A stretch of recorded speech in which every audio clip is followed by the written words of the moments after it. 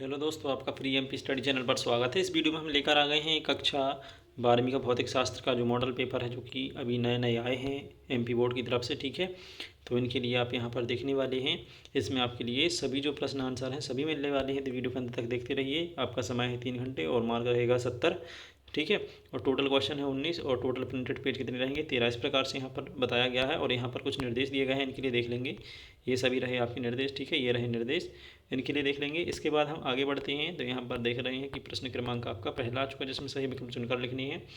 तो प्रश्न पहले ये पूछा गया है कि एक कूलाम आवेश में इलेक्ट्रॉनों की संख्या होती है तो कितनी होती है, ये आपके लिए बताना है। ठीक है, तो यहाँ पर जो पहले का आंसर है आपका दूसरा हो जाएगा, जिसमें लिखा है 6.25। ठीक है, गुणित 10 की ऊपर 18 की घात, ये हो जाएगा आपका सही आंसर। इसके बाद में आप दूसरे प्रश्न की ओर देखते हैं। तो यहाँ पर देखिए है गतिमान आवेश उत्पन्न करता है, क्या उत्पन्न करता है, ये हो जाएगा आपका तीसरा आंसर, जिसमें लिखा है विद्युत क्षेत्र एवं चुंबकीय क्षेत्र दोनों। ठीक है, आगे बढ़ते हैं। यहाँ पर अगला प्रश्न दिया गया है चुंबकीय फ्लक्स का ऐसा ही मात्रक। तो चुंबकीय फ्लक्स का ऐसा ही मात्रक क्या होता है, आपका वेबर होता है, तो फर्स्ट वाला आंसर सही हो जाएगा। इसके बाद आगे बढ़ते हैं।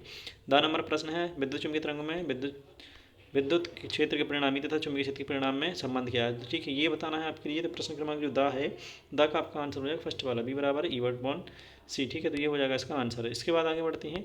यहाँ पर आ चुका है आपका प्रश्न क्रमांक की, जिसमें पूछा है स्वस्थ नेत्र के लिए स्पष्ट दृष्टि के लिए न्यूनतम दूरी क्या होती है। तो इसके लिए आपको आंसर बताना है कि कौन सी दूरी है। तो ये हो जाएगी 25 मिलीमीटर, जो कि आपका चौथा वाला आंसर है। ठीक है, आगे बढ़ते हैं। प्रश्न क्रमांक फा है संतोषी व्यक्तिकरण के लिए दोनों तरंगों के बीच कालांतर होना चाहिए, कितना कालांतर होना चाहिए, इसका आंसर हो जाएगा आपका फर्स्ट। ठीक है, तो यहाँ पर होने वाला है आपका फर्स्ट आंसर। तो ये फर्स्ट देख लेंगे यहाँ पर, ये हो जाता है आपका फर्स्ट। ठीक है, तो फर्स्ट में क्या लिखा पाई, मतलब 180 अंश। इसके बाद में है आपका 11 नंबर का प्रश्न, व्यवहांतर 150 वोल्ट पर त्वरित इलेक्ट्रॉन से संबंधित डी तरंगें होती है, तो कितनी होती है, इसके लिए आपके लिए देख लेना है। ठीक है, यहाँ पर 4 विकल्प दिए गए, जो सही है उसके लिए आप लगा लेंगे। आगे बढ़ते हुए देख रहे हैं। यहाँ पर देखिए दूसरा प्रश्न आ चुका है, जिसमें रिक्त स्थान पूछे गए हैं। तो रिक्त स्थानों की पूर्ति करने के लिए पूछा गया है, जिसमें देखिए पहला वाला प्रश्न दिया गया, एक आदर्श वोल्टामीटर का प्रतिरोध खाली स्थान होता है तो कितना होता है, अनंत होता है। ठीक है, तो यहाँ पर हम अनंत लिखेंगे, अनंत लिख देते हैं। इसके बाद है दूसरा डायनामो खाली स्थान सिद्धांत पर आधारित है, तो किस सिद्धांत पर आधारित है, विद्युत जो आपका क्या होता है, इलेक्ट्रोमैग्नेटिक इंडक्शन, मतलब विद्युत प्रेरण पर। ठीक है, विद्युत चुंबकीय प्रेरण पर आधारित है, विद्युत चुंबकीय प्रेरण। 7 नंबर का प्रश्न है परावैंगनिक किरणों की खोज खालिस्तान ने की थी, तो किसने की थी, जोहन विहंग रिएक्टर ने। ठीक है, इस प्रकार से इसका आपको उत्तर लिख लेना है। फिर है प्रश्न क्रमांक दा, विद्युत चुंबकीय तरंगें खालिस्तान होती हैं। तो विद्युत चुंबकीय तरंगें जो कैसी होती हैं, अप्रत्यास्थ होती हैं, तो यहाँ पर अप्रत्यास्थ लिखना। ठीक है, किस प्रकार की होती हैं, अप्रत्यास्थ होती हैं। ई नंबर का प्रश्न है आकाश के नीले दिखाई देने का कारण क्या है। तो आकाश के नीले दिखाई देने का कारण क्या है, प्रकाश का परावर्तन। ठीक है, तो प्रकाश का परावर्तन जो होता है, वो प्रकाश जो होता है वो उसके नीले दिखाई देने का कारण होता है। फिर इसके बाद है प्रश्न क्रमांक फा, श्वेत प्रकाश से पतली फिल्म रंगीन दिखाई देने का कारण क्या है। तो प्रकाश का मतलब व्यतिकरण, तो व्यतिकरण जो प्रक्रिया होती है वो यही इसका कारण होता है। फिर है 11 नंबर प्रश्न, नॉट गेट को खालिस्तान भी कहते हैं, तो क्या कहते हैं हम, इन्वर्टर गेट भी कहते हैं। ठीक है, तो इन्वर्टर भी कहते हैं। आगे बढ़ते हैं अगले प्रश्न की ओर में। यहाँ पर प्रश्न क्रमांक 3 है। तो यहाँ पर सही जोड़ियाँ पूछी गई हैं, किसकी सही जोड़ी किससे मैच होगी, आपके लिए यहाँ पर बताना है। मैं मिलाते जा रहा हूँ, आपके लिए बस देख लेना है कि किससे किससे मैच की गई है। तो आ नंबर की जो है, आ की हो जाएगी आपकी तीसरे नंबर से मैच। ठीक है, तो तीसरे में क्या लिखा हुआ है वो देख लेना है आपके लिए। तीसरे में लिखा है आई वर्ग और इसके बाद में आपका जो 12 नंबर की जोड़ी है वो है फर्स्ट वाले से मैच। ठीक है, ये फर्स्ट वाले से मैच हो जाती है। ब्रूस्टर का जो नियम है, ब्रूस्टर के नियम की आपकी सही जोड़ी मैच करेगी आपकी किससे, 2 नंबर से। ठीक है, तो यहाँ पर हो जाएगी 2 नंबर से ये ध्रुवण। इसके बाद में ई नंबर का क्वेश्चन, विद्युत चुंबकीय तरंगों की क्वांटम प्रकृति कैसी होती है, ये आपके लिए बताना है। तो ये आपका जो ई नंबर की सही जोड़ी है ये आपके लिए मैच करनी है। ठीक है, जो भी इसकी सही होगी वो आप लगा लेंगे। इसके बाद है जेनर डायोड और विद्युत चुंबकीय तरंग की ये हो चुकी है, और जेनर डायोड की आपकी सही जोड़ी मैच करेगी। 10वें नंबर में क्या लिखा हुआ है उससे आपके लिए मिलाना। ठीक है, 10वें नंबर में यहाँ पर देखेंगे वोल्टेज नियमन लिखा है, तो इससे आप मिला लेंगे। फिर चल कुंडली धारा मापी जो है इसकी जो आपकी सही जोड़ी होगी 5वें नंबर से, जिसमें क्या है, धारा का चुंबकीय प्रभाव, तो ये हो जाएगी इससे मैच और ये हो जाएगी इससे मैच, और इसको आपके लिए देख लेना है किससे मैच होगी। ठीक है, प्रकाश कणिका सिद्धांत ध्रुवण हो जाता है। इसके बाद आगे बढ़ते हैं। यहाँ पर अपना अगला प्रश्न है प्रश्न क्रमांक 4, जिसमें पूछा कि विद्युत क्षेत्र की तीव्रता का ऐसे मात्रक लिखिए। यहाँ पर ऐसे ही मात्रक बताना है, तो इसका ऐसे ही मात्रक क्या होता है, वोल्ट प्रति मीटर। तो वोल्ट प्रति मीटर होता है, तो यहाँ पर V/m लिख देंगे। ठीक है, वोल्ट प्रति मीटर हो जाता है। फिर इसके बाद में है 2 ओम 3 ओम के प्रतिरोध को श्रेणी क्रम में जोड़ने पर तुल्य प्रतिरोध कितना होगा, तो कितना हो जाता है 5 ओम। ठीक है, हम यहाँ पर जोड़ देते हैं तो 5 ओम हो जाता है, तो यहाँ पर 5 ओम लिख लेना। ट्रांसफर किस सिद्धांत पर आधारित है, किस सिद्धांत पर कार्य करता है ये बताना है। तो स्वप्रेरण मतलब सेल्फ इंडक्शन पर काम करता है, तो सेल्फ इंडक्शन यहाँ पर लिख लेना है। प्रश्न क्रमांक दा है, भारत में घरों में प्रयुक्त होने वाली विद्युत धारा की आवृत्ति कितनी होती है, तो कितने के बीच होती है ये बताना है। ठीक है, तो यहाँ पर इस प्रश्न का उत्तर आपके लिए लिखना है कितनी होती है। तो ये होती है आपकी 220 वोल्ट, 220 वोल्ट होती है और 50 हर्ट्ज तक होती है। तो 220 वोल्ट और 50 हर्ट्ज, ठीक है, तो 220 वोल्ट हो जाती। और फिर कोहरे में दूर तक वस्तुओं को देखने के लिए मतलब कि उपयोगी किरणों का नाम, तो कौन सी हो जाएगी आपकी अवरक्त विकिरण। तो अवरक्त विकिरण का यूज किया जाता है, आपके लिए लिख लेना है। इसके बाद है आपका अगला प्रश्न, स्नेल का नियम क्या है, ये आपके लिए देखना है। इसकी आपकी परिभाषा आपको सर्च कर लेनी है, परिभाषा जो भी होती है। और फिर इसके बाद 11 नंबर का जो प्रश्न है उसमें सिलिकॉन अर्धचालकों से बनी पीएन संधि डायोड का प्राचीर विभव कितना होता है ये बताना है। ये होता है 0.7, तो 0.7 लिख लेना है। ठीक है, ये हो जाएगा इसका आंसर। आगे देखते हैं, ज्वलनशील पदार्थों को ले जाने वाली गाड़ियों से जंजीरें जमीन की छूती हुई लगाई जाती हैं, क्यों, तो इसका कारण बताना है। या फिर अथवा वाला कर सकते हैं। धारिता की असही मात्रक को परिभाषित कीजिए, जो धारिता की असही मात्रक होता है उसकी परिभाषा लिखनी है। इसके बाद आगे बढ़ते हैं, प्रश्न क्रमांक 6 है और 6 का अथवा भी दिया गया है, तो इसके लिए देख लेंगे। ठीक है, और प्रश्न क्रमांक 7 ये रहा, 7 का अथवा है कि फ्लेमिंग के बाएं हाथ का नियम लिखिए। ये बहुत इंपॉर्टेंट क्वेश्चन है, इसके लिए जरूर से तैयार रखें, क्योंकि ये इसमें से कोई भी आ सकता है। ये जो मॉडल पेपर है, ये मॉडल पेपर इसलिए दिया गया कि आपके लिए हेल्प हो सके, और किसी तरह से पेपर आने वाला है उसका ये डेमो है।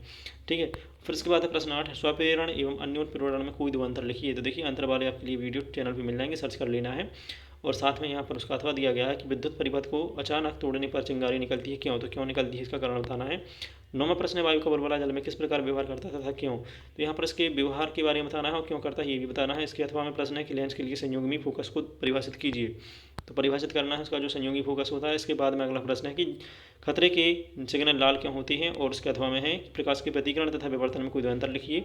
ठीक है, तो यहाँ पर ये प्रश्न भी बनता है एक। और इसके बाद अगला हम प्रश्न देख रहे हैं, डी ब्रोगली के तरंग दैर्ध्य दैनिक जीवन में दृष्टिगोचर नहीं होता, क्यों, तो क्यों नहीं होता ये इसका रीजन बताएंगे। ठीक है, निरोधी प्रभाव क्या होता है इसके लिए बताएंगे। प्रश्न क्रमांक 12 दिया है, प्रश्न क्रमांक 12 पूछा है, एक द्विआधारी सिग्नल 10 10 11 को नॉट गेट पर निवेशित किया जाता है, निर्गत सिग्नल क्या है, तो निर्गत सिग्नल के बारे में बताना है कि कैसे होता है। ठीक है, तो नॉट गेट के हिसाब से बताना है। और फिर पी प्रकार के अर्धचालक में धारा प्रवाह की प्रक्रिया समझाइए। तो पी प्रकार के अर्धचालक में धारा प्रवाह किस प्रकार होता है ये बताना है आपके लिए। ठीक है, या फिर 13वां प्रश्न है, विभव मापी व वोल्टामीटर में कोई तीन अंतर, तो विभव मापी वोल्टामीटर में कोई तीन अंतर लिखनी है, ये तो ये रही यहाँ पर अंतर। इसके बाद आगे बढ़ते हैं, तो हो जाएगा व्यष्टि प्रतिरोध में कोई तीन अंतर लिखिए। ठीक है, व्यष्टि प्रतिरोध में अंतर, तो दोनों अलग अलग होते हैं, इनके बीच में क्या अंतर होते हैं ये बताने हैं आपके लिए। फिर मीटर सेतु की सहायता से किसी तार का अज्ञात प्रतिरोध ज्ञात करने के प्रयोग का वर्णन निम्न बिंदुओं के आधार पर कीजिए। तो निम्न बिंदुओं के आधार पर आपके लिए इस प्रयोग का वर्णन करना है, जिसमें क्या रहे बिंदु होगा आपका विद्युत परिपथ, विद्युत सूत्र की स्थापना और सावधानियाँ कोई दो। इसके बाद आगे बढ़ते हैं, यहाँ पर अथवा प्रश्न आ जाता है, या तो आप पहला वाला प्रश्न करेंगे या अथवा वाला करेंगे। तो अथवा में ये दिया गया है, इसके लिए भी आप कर सकते हैं। फिर आगे बढ़ते हुए देख रहे हैं यहाँ पर आपका 15 प्रश्न है कि वायु सवाट का नियम लिखिए, इसकी सहायता से धारा की असही मात्रक एम्पियर को परिभाषित कीजिए। तो वायु सवाट का नियम क्या होता है ये आपके लिए पता कर लेना है, और साथ में एम्पियर को परिभाषित करना है, तो ये भी करेंगे। अथवा का प्रश्न ये दिया है, इसके लिए भी कर सकते हैं, कोई एक प्रश्न करना होता है अथवा और मैन में से। ठीक है, 16वां प्रश्न है कि लेंस की क्षमता अगर -2.5D है तो लेंस की प्रगति व फोकस दूरी ज्ञात कीजिए। तो यहाँ पर आपके लिए फोकस दूरी और क्या करनी है, प्रगति ज्ञात करनी है, और लेंस की जो है क्षमता दी गई है, तो इस हिसाब से आपको प्रश्न आता है तो इसको भी करना है। इसके अथवा में इस प्रकार का प्रश्न आएगा अपवर्तनांक वाला, इसके लिए भी सॉल्व करना आना चाहिए। तो देख लेंगे आप, देखिए यहाँ पर केवल मैं प्रश्न बता रहा हूँ और आंसर जो है आपके लिए पहले बता दिए गए हैं, तो उनके लिए देख लेना है। फिर प्रश्न क्रमांक 17 है, दृष्टकारी किसे कहते हैं, दृष्टकारी किसे कहते हैं, तो ये दृष्टकारी के बारे में बताना है। पीएन संधि डायोड का पूर्ण तरंग दृष्टिकारी के रूप में उपयोग का वर्णन निम्न बिंदुओं के आधार पर कीजिए। तो यहाँ पर बिंदुओं में क्या दिया गया है, परिपथ का नामांकित चित्र बनाना है, निवेशित तथा निर्गत विभव का समय के साथ परिवर्तन आरेख करना है। फिर आगे बढ़ते हैं, तो इसका अथवा वाला प्रश्न है। अथवा वाले प्रश्न में एंड और गेट लॉजिक प्रतीत बुलियन व्यंजक तुल्य परिपथ एवं सत्य सारणी लिखनी है, तो ये सब आपके लिए करना आना चाहिए। ये प्रश्न जो है इंपोर्टेंट होता है, मतलब इनमें से एंड और की जगह कुछ भी हो सकता है, बाकी ये प्रश्न तो हर बार ही आता है, तो आपके लिए तैयार जरूर रखना है। इसके बाद आगे बढ़ते हैं, प्रश्न क्रमांक 18 दिया है। प्रश्न 18 में पूछा गया है कि किसी विद्युत विध्रुव की निरक्षीय स्थिति में किसी बिंदु पर विद्युत क्षेत्र की तीव्रता के लिए व्यंजक उत्पन्न कीजिए। तो यहाँ पर व्यंजक उत्पन्न करना आपके लिए अथवा में है। आंशिक रूप से परावैद्युत पदार्थ की उपस्थिति में समांतर प्लेट संधारित्र की धारिता के लिए व्यंजक ज्ञात कीजिए। तो यहाँ पर एक व्यंजक ज्ञात इसके लिए भी करना है, तो ये दोनों व्यंजक आप तैयार कर लेंगे। इसके बाद अगला प्रश्न 19वां और लास्ट प्रश्न है, श्रेणी LCR परिपथ के लिए निम्नलिखित गणना कीजिए। तो यहाँ पर क्या करनी है गणना LCR के लिए, देखिए यह है परिणामी व्यवहार, परिपथ की प्रतिबाधा और परिणामी वोल्टेज तथा धारा के मध्य कालांतर। तो ये तीन चीज़ें आपके लिए करनी है, तो ये जो है इंपॉर्टेंट क्वेश्चन है, इसके लिए तैयार रखेंगे आप। ठीक है, इस प्रकार के और ही प्रश्न हैं, उन सभी के लिए तैयार रखेंगे।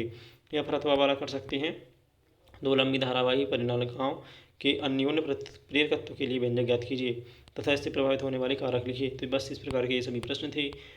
तो यहाँ पर आप देख चुके हैं कि मॉडल पेपर किस प्रकार से आया है, कहाँ से कौन कौन क्वेश्चन लिए हैं, आपके लिए समझना पड़ेगा। और इसमें आपके लिए आंसर भी दिए गए थे, तो उनके लिए भी आप याद कर लें, ठीक है। और अपनी तैयारी को बनाए रखें, और साथ में चैनल पर नए हो तो सब्सक्राइब कर लें, क्योंकि इसी तरह की वीडियो आपके लिए मिलती रहेंगी। और साथ में हमारे टेलीग्राम चैनल से भी जुड़ जाएँ, उसकी लिंक डिस्क्रिप्शन में मिल जाएगी।